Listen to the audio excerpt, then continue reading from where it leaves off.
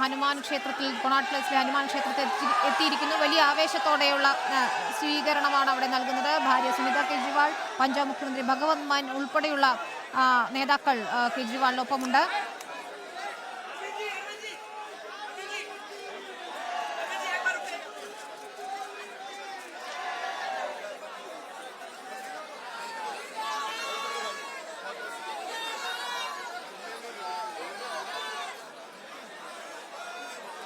ആവേശകരമായ സ്വീകരണമാണ് ഹനുമാൻ ക്ഷേത്രത്തിൽ ആം ആദ്മി പാർട്ടി പ്രവർത്തകർ കേജ്രിവാളിന് നൽകുന്നത്.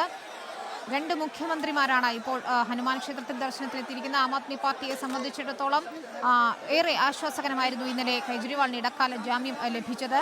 ഇന്ന് രാവിലെ ഹനുമാൻ ക്ഷേത്രത്തിലേക്കായിരിക്കും ആദ്യം എത്തുക, തെരഞ്ഞെടുപ്പ് പ്രചാരണ പരിപാടികളിലേക്ക് നീങ്ങുന്നതിന് മുൻപ് എന്ന് കേജ്രിവാൾ തന്നെ വ്യക്തമാക്കുകയും ചെയ്തതാണ്.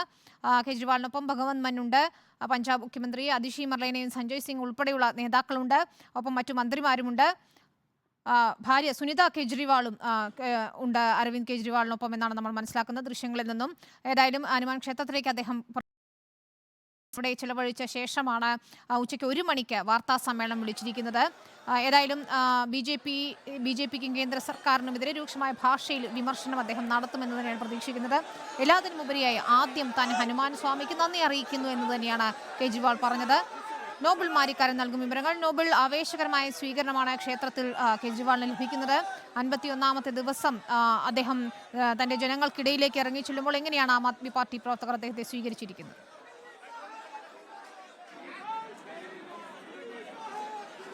അരവിന്ദ് കേജ്രിവാൾ, അതോടൊപ്പം തന്നെ പഞ്ചാബ് മുഖ്യമന്ത്രി ഭഗവത് സിംഗ് മാൻ, ഒപ്പം അരവിന്ദ് കേജ്രിവാളിന്റെ ഭാര്യ സുനിത കേജ്രിവാൾ അടക്കമുള്ളവരാണ് ദില്ലിയിലെ ഹനുമാൻ മന്ദിറിൽ ഇപ്പോൾ ദർശനത്തിന് വേണ്ടി എത്തിയിരിക്കുന്നത്.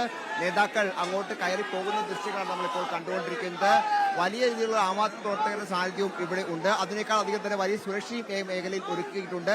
അരവിന്ദ് കേജ്രിവാൾ ജയിൽ മോചിതനായ ശേഷമുള്ള അദ്ദേഹത്തിന്റെ ആദ്യ ദർശനം അത് ഹനുമാൻ മന്ദിറിലേക്കാണ് എന്നും ഇതിന്റെ ഒരു വലിയ രാഷ്ട്രീയ പ്രാധാന്യം വർദ്ധിപ്പിക്കുന്നു എന്നും കൂടി നമ്മൾ ഈ ഘട്ടത്തിൽ എടുത്തു പറയണം. എന്താണെങ്കിലും മറ്റു കാര്യങ്ങളൊന്നും പ്രതികരിക്കാതെയാണ് ഭഗവത് സിംഗ് മാൻ ഒപ്പം അരവിന്ദ് കേജ്രിവാൾ ഇപ്പോൾ ഹനുമാൻ മന്ദിറിന്റെ അകത്തേക്ക് പോയിരിക്കുന്നത്. അല്പസമയത്തിനകം ദർശനം നടത്തി അദ്ദേഹം മടങ്ങിയെത്തും. പിന്നീട് നേരെ ആം ആദ്മി ആസ്ഥാനത്തേക്കായിരിക്കും പോവുക എന്നാണ് ഇപ്പോൾ വിവരം ഉള്ളത്. അതിനുശേഷമാണ് 1 മണിക്ക് അദ്ദേഹത്തിന്റെ വാർത്താ സമ്മേളനം നിശ്ചയിച്ചിരിക്കുന്നത്. എന്താണെങ്കിലും വലിയ രീതിയിൽ നമുക്ക് ദൃശ്യങ്ങളിൽ കാണാൻ കഴിയും. ഒരുപാട് ആളുകൾ ഇവിടെ ഈ അമ്പലത്തിൽ, ഈ ക്ഷേത്രത്തിൽ ഈ നിമിഷത്തിലും ഉണ്ട്. അതിൽ ഭൂരിഭാഗം പേരും ആം ആദ്മി പ്രവർത്തകരും ഒപ്പം മാധ്യമ പ്രവർത്തകരുമാണ്.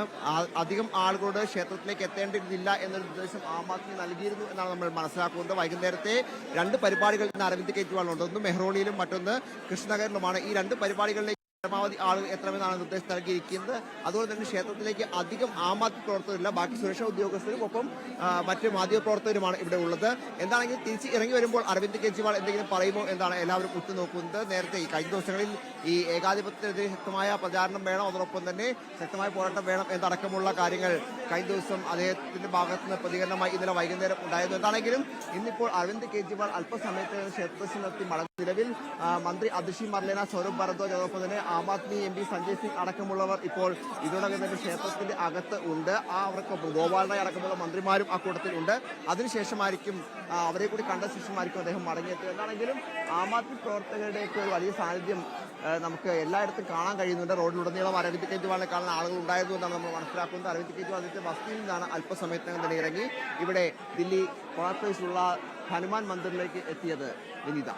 നോബിൾ, നമുക്കറിയാം രാമക്ഷേത്രം ഉയർത്തിക്കൊണ്ട് തന്നെയാണ് BJP വലിയ പ്രചാരണം ഉത്തരേന്ത്യയിൽ ഉൾപ്പെടെ നടത്തുന്നത്. അപ്പോൾ കേജ്രിവാളിന്റെ, അതായത് ജയിൽ മോചിതനായ ശേഷം കേജ്രിവാളിന്റെ ഈ ഹനുമാൻ ക്ഷേത്രത്തിലേക്കുള്ള ആദ്യത്തെ സന്ദർശനം എന്ന് പറയുന്നതിൽ തികച്ചും മറ്റൊരു രീതിയിൽ പറഞ്ഞാൽ അതിനൊരു രാഷ്ട്രീയ ഛായ കൂടിയുണ്ടല്ലേ?